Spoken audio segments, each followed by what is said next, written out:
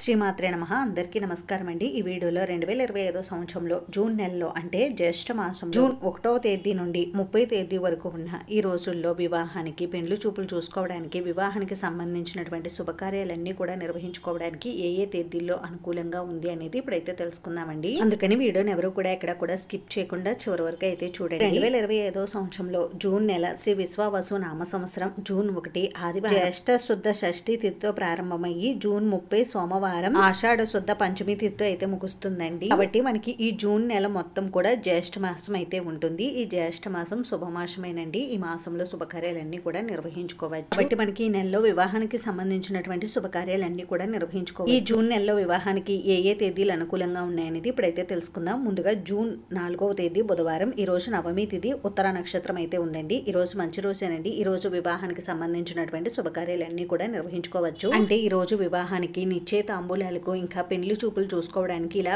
వివాహానికి సంబంధించినటువంటి శుభకార్యాలన్నీ కూడా నిర్వహించుకోవడానికి అనుకూలంగా ఉంది. ఇక జూన్ 5వ తేదీ గురువారం. ఈ రోజు దశమి తిథి, ఉత్తర నక్షత్రం ఉదయం 5:35 వరకు అయితే ఉందండి. తదుపరి హస్త నక్షత్రం ఉంటుంది. ఈ రోజు కూడా మంచి రోజేనండి. ఈ రోజు కూడా వివాహానికి సంబంధించినటువంటి శుభకార్యాలన్నీ కూడా నిర్వహించుకోవచ్చు. ఇంకా జూన్ 6వ తేదీ శుక్రవారం. ఈ రోజు ఏకాదశి తిథి, హస్త నక్షత్రం అయితే ఉందండి. ఈ రోజు కూడా మంచి రోజేనండి. ఈ రోజు కూడా వివాహానికి సంబంధించినటువంటి శుభకార్యాలన్నీ కూడా నిర్వహించుకోవచ్చు. అంటే వివాహం, పెండ్లి చూపులు చూసుకోవడానికి, నిశ్చయితాంబూలాలకి, ఇలా వివాహానికి సంబంధించిన శుభకార్యాలన్నీ కూడా నిర్వహించుకోవచ్చు. ఇంకా జూన్ 7వ తేదీ శనివారం. ఈ రోజు ద్వాదశి తిథి, చిత్తా నక్షత్రం అయితే ఉందండి. ఈ రోజు కూడా మంచి రోజేనండి. ఈ రోజు కూడా వివాహానికి సంబంధించినటువంటి శుభకార్యాలన్నీ కూడా నిర్వహించుకోవచ్చు. ఇంకా జూన్ 8వ తేదీ ఆదివారం. ఈ రోజు ద్వాదశి తిథి, స్వాతి నక్షత్రం అయితే ఉందండి. ఈ రోజు కూడా మంచి రోజేనండి మనకి. ఈ రోజు కూడా వివాహానికి సంబంధించినటువంటి శుభకార్యాలన్నీ కూడా నిర్వహించుకోవచ్చు. అంటే నిశ్చయితాంబూలాలకు, వివాహానికి, పెండ్లి చూపులు చూసుకోవడానికి, పెండ్లి కొడుకులను చేసుకోవడానికి, ఇలా వివాహానికి సంబంధించినటువంటి శుభకార్యాలన్నీ కూడా నిర్వహించుకోవచ్చు.